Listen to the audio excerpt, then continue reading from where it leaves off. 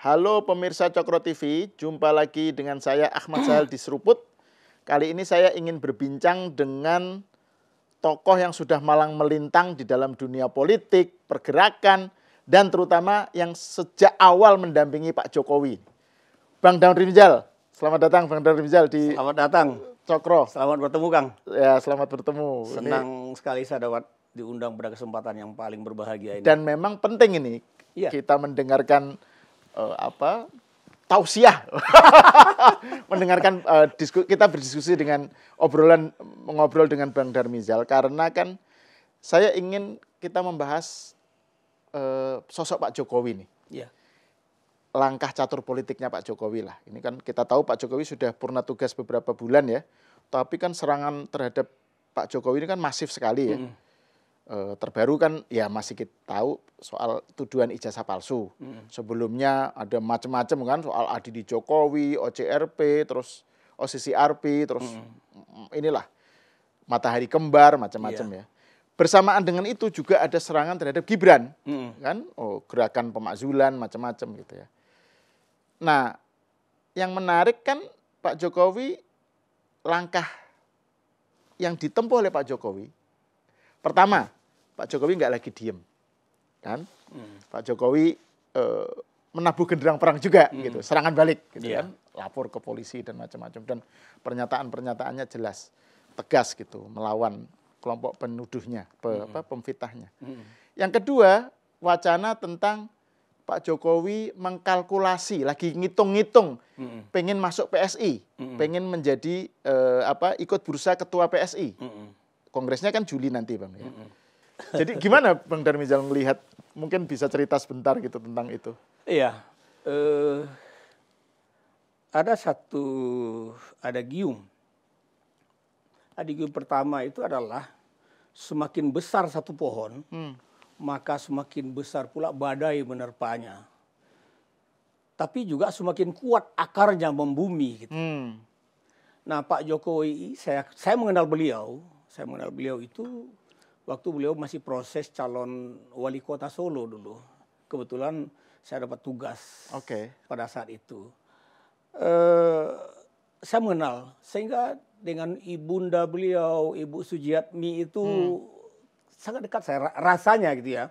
Saya sangat dekat dengan beliau, sehingga hari ini setiap saya ke Solo itu saya pasti mampir ke makam beliau untuk ziarah. Begitulah dekatnya, saya merasa dekat dengan seorang ibu yang menurut saya luar biasa baiknya gitu. Waktu itu Bang Damri Rizal aktif di awal-awal Demokrat ya, di Partai Demokrat saya waktu itu waktu saya berkunjung pertama kali ke beliau itu saya masih sebagai Ketua Umum Relawan SBJK. Kemudian kami kongres ke Bali untuk melakukan satu kegiatan. Pertama kali itu Partai Demokrat. Kemudian saya menjadi salah satu pimpinan yang ketika saya dipilih oleh pimpinan, oleh Pak Ketua Umum menjadi salah satu pimpinan, itulah saya ajak Roy Suryo untuk menjadi salah satu anggota saya. Dia saya tugaskan memimpin Departemen Komunikasi dan Informatika. Jadi yang ngajak Roy Suryo ke politik tuh Bang Damri Rizal? Saya menjemput dia ke Jogja. Gimana ceritanya? Karena Roy Suryo sekarang kan... Karena begini, kami di dalam amanah pendirian Partai Demokrat itu, Partai Demokrat didirikan harus menjadi partai modern yang nasionalis religius. Kata-kata modern itu kan menjawab tantangan ke depan. Nah, salah satu waktu itu yang saya lihat orang yang punya kompeten di bidangnya menyusul masa depan itu adalah Roy Suryo. Terutama dunia telematika yang kita sebut kemudian menjadi dunia IT, dunia digital atau apalah. Kira-kira kita begitu. Sehingga karirnya dulu dia adik yang saya sayangi, tapi kemudian bergeser cara berpikirnya, saya kira dia sesat pikir saja. Mungkin karena pengaruh lingkungan atau pengaruh apa. Tapi ya sudahlah, forget it lah. Dia kan harus menjalani apa yang sudah menjadi tanggung jawab dia sesuai dengan koridor hukum. Nah, kembali ke yang tadi tentang Pak Jokowi. Pak Jokowi terpilih jadi wali kota. Tapi hal yang di luar dugaan saya adalah Waktu saya melakukan verifikasi ke beliau, saya ditugaskan oleh pimpinan Partai Demokrat, partai kami, yang waktu itu ruling party, untuk mempelajari bagaimana seorang Jokowi gitu ya. Tapi orang itulah yang menggantikan Pak SBY kemudian. Artinya cepat sekali waktu itu berjalan gitu. Oke. Nah, saya memahami Pak Jokowi itu orangnya teduh, tidak banyak bicara, tapi memang seorang pekerja. Saya juga mempelajari bagaimana beliau dulu di Aceh bekerja dengan pabrik kertas. Beliau setelah nikah berangkat juga ke Aceh. Dan saya menginisiasi terbitnya satu buku. Kebetulan bukunya saya udah nggak punya lagi. Tebal sekali bukunya, yaitu Jadul Kinanti. Jadul Kinanti. Kinanti. Pernah bukunya tiga versi saya terbitkan itu. Versi pertama lebih tipis, versi kedua lebih agak tebal, putih warnanya, versi ketiga di dalamnya ada 3 jilid, itu tebal. Jadul Kinanti itu singkatan dari Jokowi, dulu, kini, dan nanti. Oh gitu. Jadi aspek faktual masa lalu, kemudian yang sedang terjadi saat ini dengan beliau, dan hipotesisnya setelah beliau nanti selesai menjadi pemimpin nasional. Nah, ini adalah hari-hari yang menurut saya adalah hari-hari yang dulu saya pikirkan dalam hipotesis buku itu, gitu. Dan itu Bang Darmizal tulis di awal-awal Pak Jokowi tampil ke pentas politik ya? Atau sudah jadi presiden atau apa itu? Setelah beliau jadi presiden. Jadi buku itu saya rancang ketika Pak Jokowi diterpa isu yang luar biasa tentang PKI. Tahun 2017 awal. Ya. Buku itu saya rancang dengan kawan-kawan. Awal pemerintahan, term pertama lah ya. Ya. Saya melihat ada satu fenomenal di Pak Jokowi, yaitu pembangunan yang begitu bergerak sangat masif di segala hal. Pada kepemimpinan sebelumnya, sebagai bukti, pada kepemimpinan sebelumnya saya bertanya di tempat yang sama kepada orang. Saya tanya, Bapak kenapa nggak bangun jalan tol Trans Sumatera? Itulah pertanyaannya. Jawaban waktu itu adalah belum masuk kepada skala prioritas karena nilai ekonomisnya rendah. Gitu. Tapi ketika Pak Jokowi jadi presiden, saya tanya lagi ke beliau, Bapak kenapa bangun jalan tol Trans Sumatera? Kan secara ekonomis nggak menguntungkan. Gitu. Jawaban beliau di luar dugaan saya. Kalau kita untuk membangun bagi kepentingan rakyat, nggak boleh hitung untung ruginya. Jalan tol Trans Sumatera kalau kita kaji untung ruginya, mungkin 50 tahun lagi belum akan ekonomis, belum akan bisa bernilai komersil. Tapi untuk kepentingan masyarakat, kita tidak bisa hitung begitu. Bangun untuk kepentingan masyarakat, disitulah letak kepentingan sosial. Karena ada connectivity yang dibutuhkan oleh masyarakat dalam meningkatkan pertumbuhan ekonomi mereka. Ya. Dan itu kemudian yang mendasari Bang Darmizal untuk mendirikan itu ya, relawan Jokowi, mendukung Pak Jokowi. Nah, buku itu yang Jadul Kinanti, saya luncurkan penulisan pertamanya pada saat deklarasi relawan Jokowi, 6 Mei 2017 itu. Bersamaan dengan permohonan berhentinya saya menjadi pimpinan Partai Demokrat. Oke. Jadi saya berhenti menjadi pimpinan Partai Demokrat. Kemudian kita rancang penulisan buku Jadul Kinanti dan saya deklarasikan Rejo.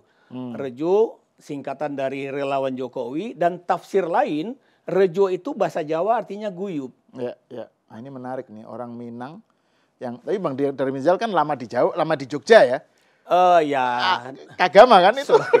Ininya tuh, pinnya itu loh. Iya. Iya, ini pin Kagama.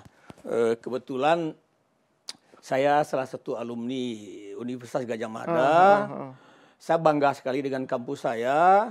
Maka saya akan sangat marah kepada siapa saja yang mengganggu kampus saya, apalagi untuk kepentingan politik. Kepentingan sangat pendek dan pragmatis. Gitu. Itu rumah kita bagus, dikagumi secara nasional, bahkan berstatus perguruan tinggi masuk skala global. Gitu. Kita nggak boleh ganggu kampus kita itu. Dan itu termasuk rawat. Yang ini ya, kelompok yang menyerang Pak Jokowi itu kan juga menyerang UGM kan, mendelegitimasi. Karena kan keterangan dari UGM kan menegaskan keaslian ijazah Pak Betul. Jokowi, itu nggak dipercaya kan sama mereka? Itu yang saya bilang tempo hari waktu di unpacking dalam satu diskusi di konsensus itu sesat pikir. Kenapa sesat pikir? Coba kita lihat, sudah begitu banyak lembaga dalam berbagai tingkatan yang menerima ijazah beliau sebagai satu nilai yang wajib dilampirkan ketika ingin masuk ke dunia itu.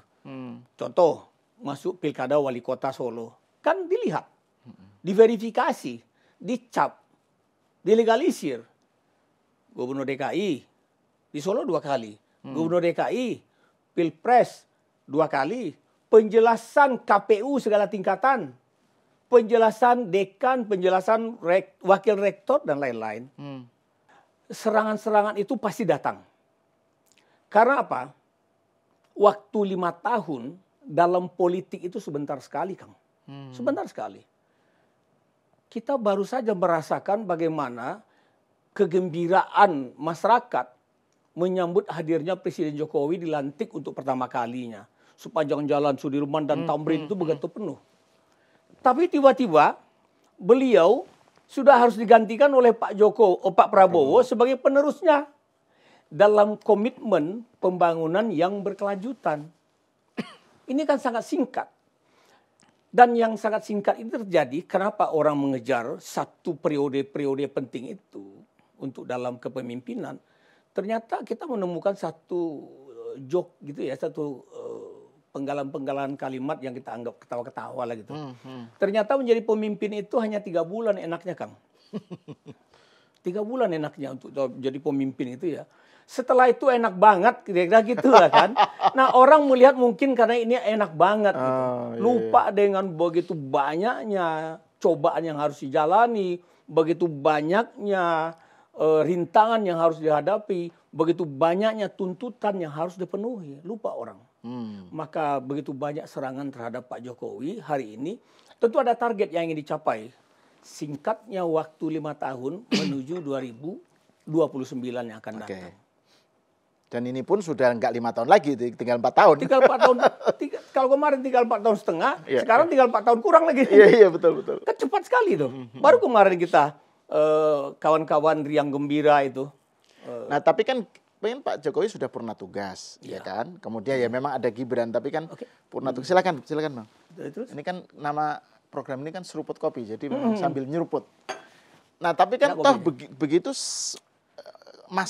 kemasifan serangan tuh masih tetap kan. Terus kemudian ya dikaitkan dengan politik seperti itu. Nah, ini gimana kita membacanya ini? Dikaitkan dengan misalnya yang langkah catur politik Pak Jokowi ya, yang soal kalkulasi pengen ke PSI gitu ya. Nah, ini gimana? Kenapa itu penting? Iya, ada paradoks antara Pak Jokowi dengan pemimpin-pemimpin sebelum beliau. Pemimpin-pemimpin sebelum beliau begitu selesai masa tugas seperti menjadi petapa. Banyak dalam kegiatan-kegiatan yang bersifat lebih personal, tidak muncul di kegiatan-kegiatan beliau yang diberitakan oleh media. Tapi Pak Jokowi, coba lihat, beliau itu setelah berhenti, beritanya masih muncul di mana-mana. Beliau nggak ingin diberitakan, tapi kita melihat betapa banyak media yang memberitakan beliau. Seperti kunjungan masyarakat yang menjadikan Solo sebagai objek wisata Jokowi hari ini. Nggak pernah putus.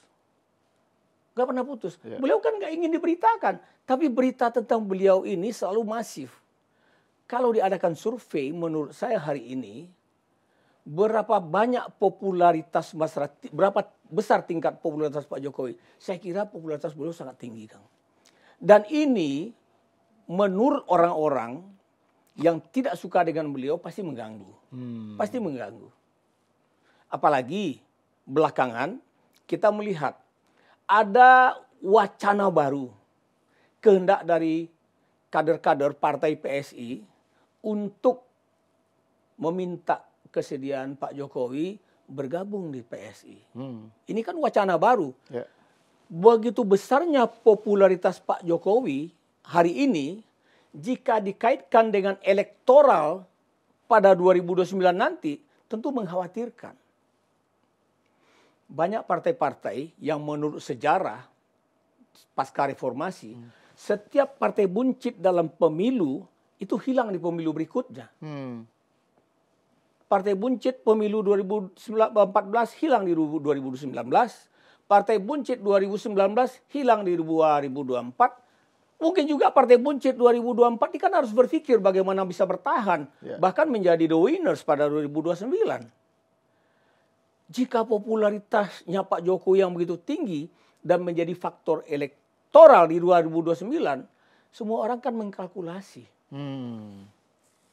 Apa yang diharapkan oleh kader-kader PSI di seluruh tanah air itu yang menginginkan Pak Jokowi bergabung di PSI.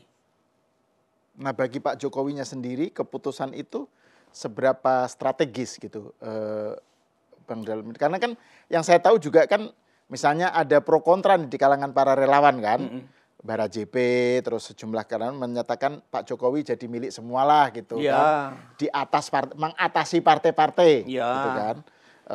Pokoknya posisinya kayaknya nggak setuju kalau Pak Jokowi ikut dalam bursa ketua PSI dan memimpin PSI. Tapi Bang Darmizal Rejo menyatakan justru mendukung karena itu lebih strategis. Gitu. Gimana itu, Bang?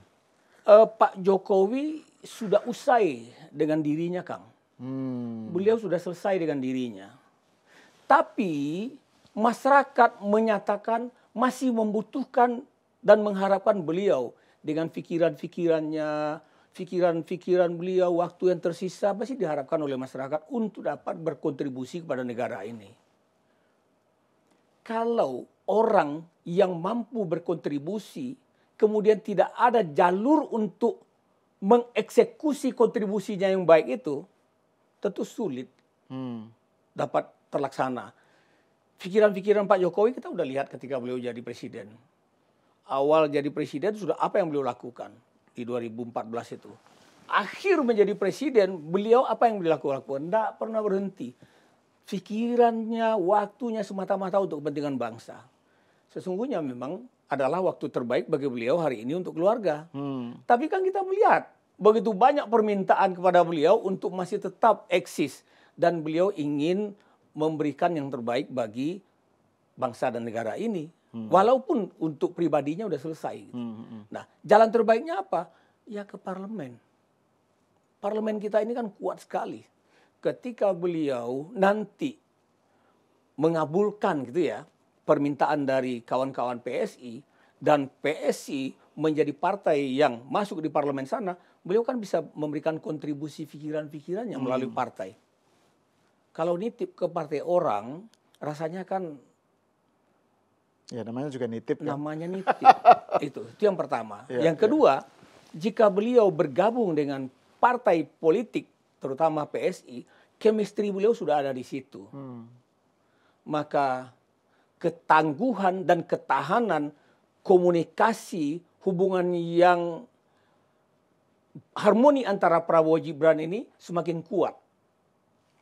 Sehingga komitmen untuk 10 tahun bisa bersama-sama memimpin bangsa ini semakin baik bagi kepentingan kita. Artinya kalau menurut Bang Darmizal berarti kalau Pak Jokowi masuk misalnya katakan aja memimpin PSI itu justru untuk mengawal dan kepemimpinan Prabowo Gibran sampai Pak Prabowo sampai 2 periode katakan aja gitu ya. Betul. Beliau jadi bukannya membuat supaya Gibran menjadi pesaingnya Pak Prabowo 2029 gitu ya. Pak Jokowi, Pak Prabowo itu adalah tokoh besar yang komitmen kebangsaannya tidak bisa diragukan lagi, tidak perlu diragukan lagi tentang akan adanya polarisasi, tentang adanya kepentingan yang sempit, enggak. Tapi yang suuzon, yang nggak suka, yang benci kan menuduh Jokowi ini memang gila kuasa, pengen kuasa tadi itu kuasa yang pengen nggak berhenti lah, yang dipikirkan tuh hanya kekuasaan. Nah ini contohnya itu misalnya soal narasi matahari kembar, itu kan arahnya ke situ kan. Jadi Pak Jokowi itu, misalnya ada yang bilang udahlah Pak Jokowi kan udah purna tugas, udah jadi petapa aja gitu. Ngapain selalu bikin event, bikin menerima tamu macam-macam, kayak masih pengen eksis gitu. Jadi ini Pak Jokowi ini adalah orang yang sosok yang pokoknya gila kekuasaan, pengen berkuasa terus gitu. Gimana membaca? Saudara-saudara saya tadi masih nelpon saya. Bang, bagaimana caranya kami bisa ke Solo, Bang, untuk bisa bertemu dengan Pak Jokowi? Saya tanya ngapain? Bang, karena ada Pak Jokowi jadi presiden, kami di Palembang ini untuk menuju satu tempat dari kota Palembang ke kampus Unsri itu dulu 1 jam, sekarang hanya 20 menit, bahkan 15 menit karena ada jalan tol. Kami ingin berterima kasih ke beliau. Saya bilang datang aja ke sana, berkunjung aja ke sana, tidak akan ditolak oleh Pak Jokowi. Dan Pak Jokowi tidak ada budaya menolak tamu yang datang ketika beliau memang ada di tempat. Mana pernah beliau menolak orang berkunjung untuk berfoto dimanapun? Nggak ada. Kan Pak Jokowi bukan lagi penguasa gitu. Dan Pak Prabowo juga nggak akan banyak terpengaruh untuk mengambil rencana ini, minta pendapat ke Pak Jokowi, seolah-olah begitu ya. Sama sekali nggak. Pak Prabowo itu orang yang independen. Dari dulu begitu beliau. Bahwa hubungan beliau baik dengan Pak Jokowi, yes. Bahwa Pak Jokowi itu menghargai jasa-jasa orang lain terhadap beliau, yes. Kan ada pepatah begini. My loyalty to my party ends when my loyalty to my country begins. Jadi jangankan ke orang lain gitu ya, Pak Prabowo, ke partainya sendiri pun bisa diabaikan sama dia. Ketika kepentingan negara menjadi hal yang utama. Gitu. Jadi nggak akan ada pengaruh, nggak akan terpengaruh oleh pendapat siapapun ketika beliau ingin ngambil keputusan untuk kepentingan bangsa dan negara. Di mana letak matahari kembarnya? Apalagi Pak Jokowi kan sudah menjelaskan.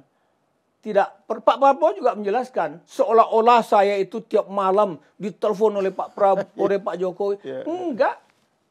Pak Jokowi juga menjelaskan. Ia berteleponan itu ketika Hari Raya Idul Fitri, ketika ulang tahun, kan itu. Nggak ada telepon yang lain-lain. Kalaupun ada hal yang lain kan mungkin pada saat pertemuan gitu. Pertemuan apa yang bisa saja pertemuan itu tidak disengaja. Mungkin seperti ada satu pesta, tempo hari kan ada pesta siapa kan ketemu. Nggak, soalnya kan misalnya orang mengaitkannya dengan itu, Bang. Misalnya ada sejumlah menteri yang datang ke Pak Jokowi ke Solo kan. Terus kemudian katanya Pak Jokowi itu masih mengendalikan kepolisian gitu kan. Terus parcok lah istilahnya itu kan. Terus makanya enggak, yang muncul kan begitu. Jadi selalu pengen dibenturkan antara Jokowi dengan Prabowo karena Pak Jokowi masih tetap pengen cawe-cawe. Nah, itu. Perilaku dari pembenci, apapun yang dilakukan oleh orang yang dibencinya, sebaik apapun yang dilakukan oleh orang yang dibencinya, pasti dia gak suka. Pasti dia gak suka. Maka dia selalu mencari celah. Karena ada, nih saya tambahkan lagi dengan pendapat lain. Ini memang selalu saya ingin memberikan pendapat dengan argumentasi jok-joknya gitu ya. Dua orang sahabat itu bisa menjadi musuh kuat, menjadi musuh keras, apabila jarang bertemu, kemudian setan mempengaruhi di tengah-tengahnya gitu. Ini kan banyak setan yang ingin mempengaruhi nih.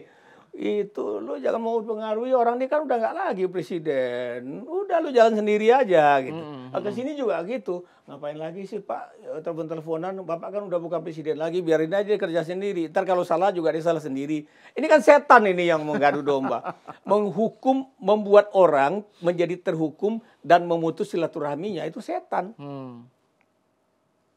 Dan menurut Bang Darmizal, Pak Prabowo nggak akan terpengaruh ya kayak gitu-gitu tuh ya. Dulu waktu kita kampanye itu ada lagu yang kita gaungkan bersama ini. Kemesraan ini janganlah cepat berlalu. Saya yakin kemesraan antara Pak Prabowo, Pak Jokowi, soliditas hubungan antara Pak Prabowo dengan Mas Wapres Gibran tidak akan terpengaruh oleh hal-hal remeh-temeh begitu. Enggak. Pada saatnya mereka bosan sendiri nanti.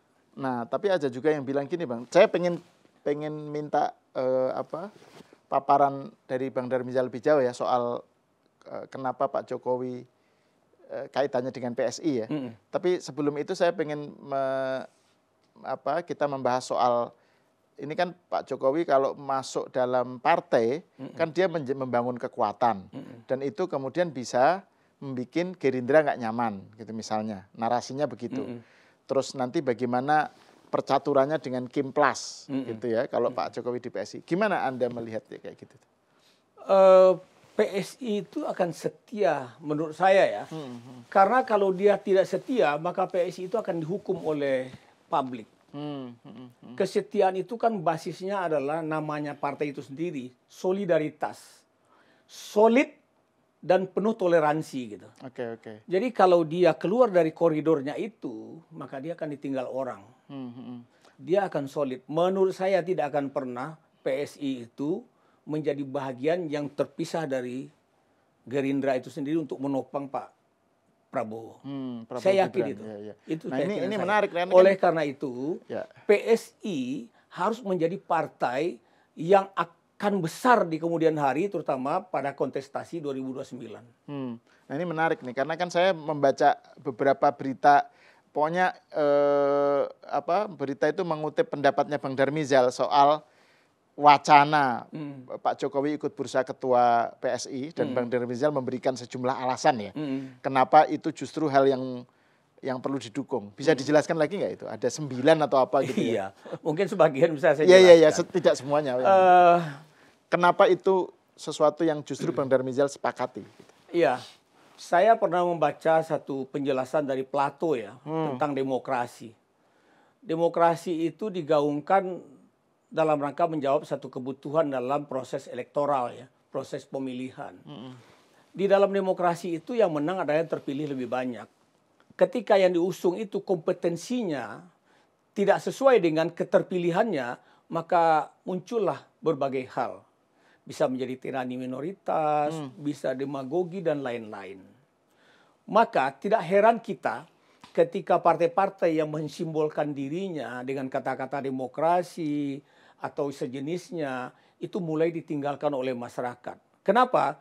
Cerminan demokratos atau dan kratos yang berhasil, yang berbasis kepada masyarakat yang memilih itu gitu ya, tidak lagi menjadi satu hal yang nyata, seolah-olah sifatnya hanya simbolik. Nah, kemudian ada Bali Demokrasi Forum yang mengambil satu narasi bahwa solidaritas semakin dibutuhkan kemudian menjawab tantangan ke depan. Bali Solidarity Forum itu kapan itu kejadiannya ya? Tahun 2022. Internasional itu ya? Iya, nasional di Bali. Bali Demokrasi Forum namanya. Terus ada satu itu. Lanjut. Ya, saya di dalam itu saya sampaikan itu. Maka kata solidaritas itu menjadi bagian integral di dalam manifesto politiknya PSI itu sendiri. Coba bayangkan bagaimana masyarakat yang dalam keadaan sulit itu diabaikan oleh orang-orang yang tadi memilih mereka. Mereka membutuhkan empati. Mereka membutuhkan solidaritas kita untuk mereka bisa survive, bisa mereka bangkit. Bagaimana saudara-saudara kita di Gaza umpamanya dihancur leburkan kehidupannya oleh kekuatan rezim gitu ya.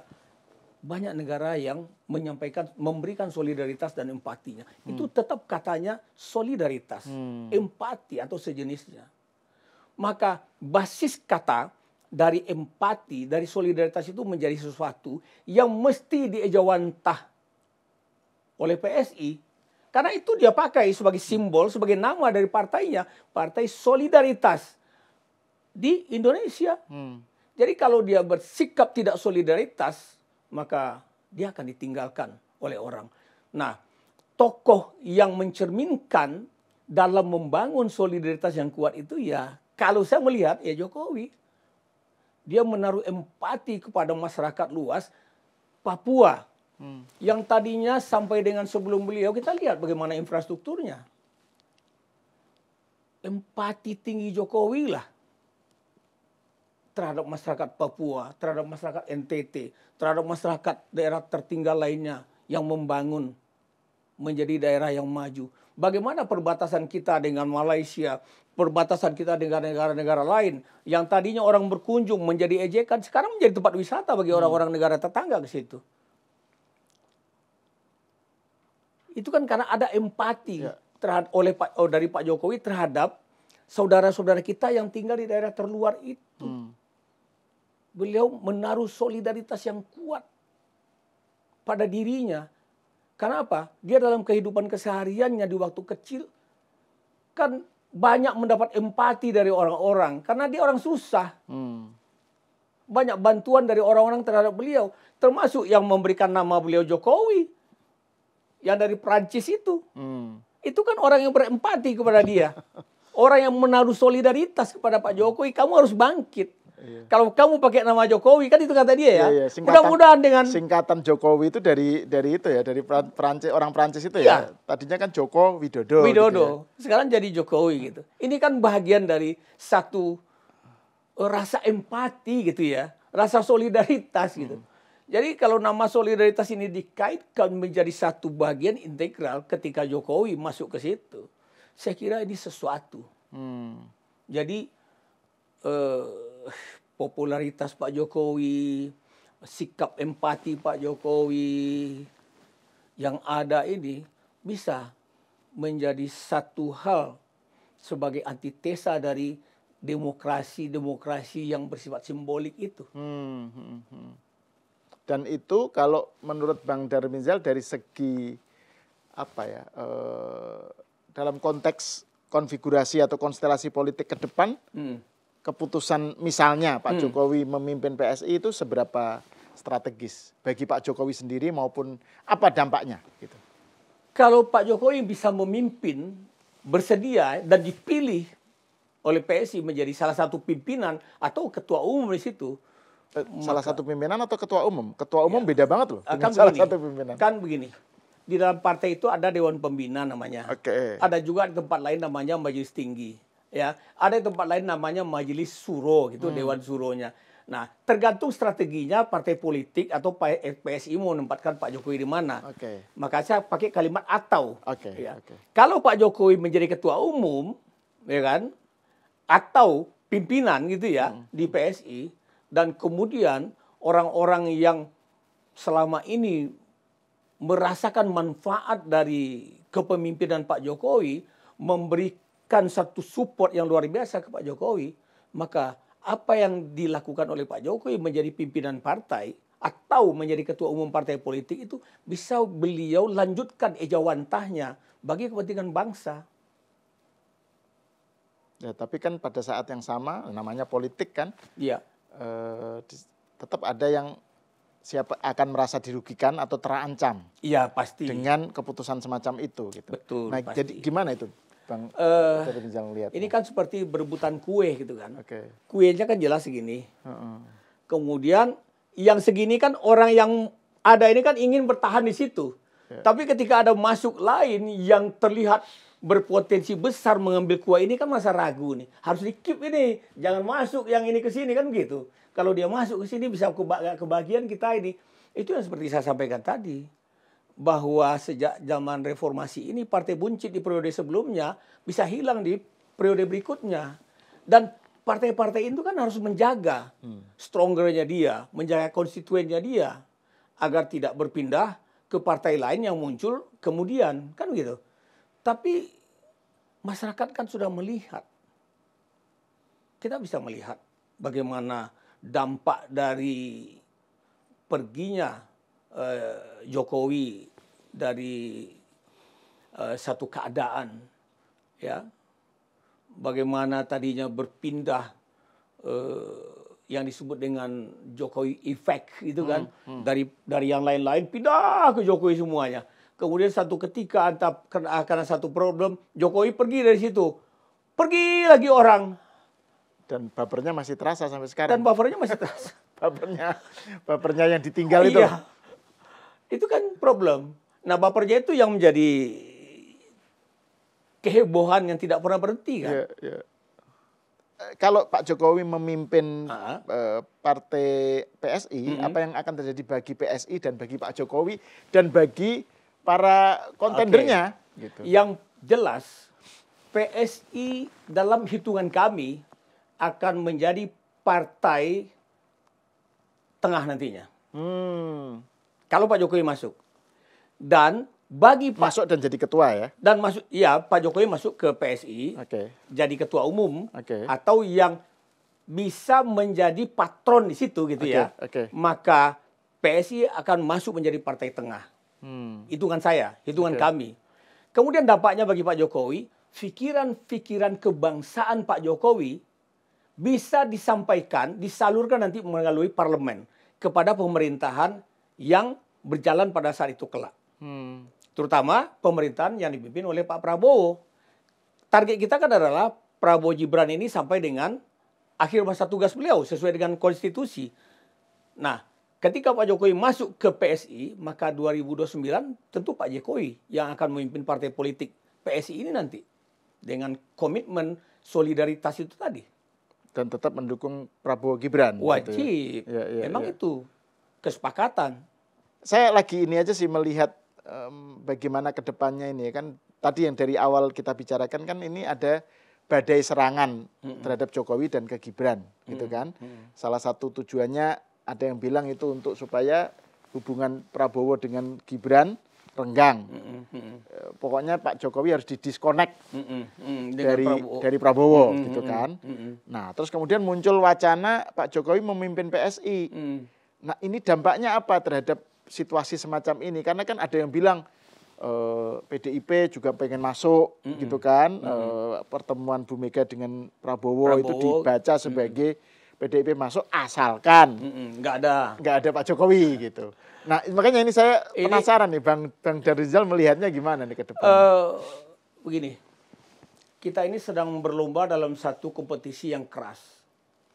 Kalau pemimpin yang sedang ikut perlombaan itu agar kita jadi pemenang, kemudian kita gelayuti dengan beban-beban yang dia menjadi berat untuk mencapai garis finish, itu harus dihentikan.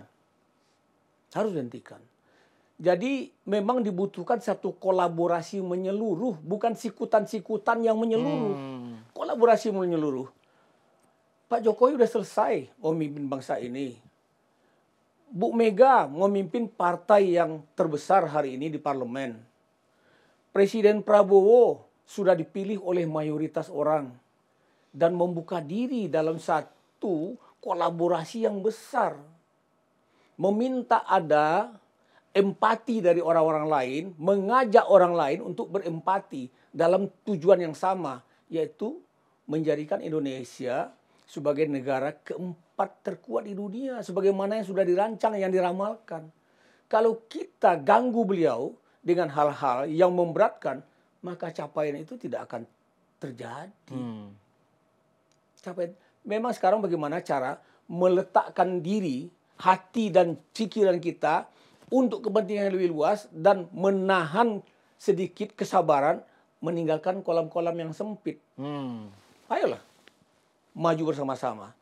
Nggak ada kata-kata yang bisa kita abaikan kecuali hanya satu. Kita berkolaborasi gitu. Itu kata terbaik.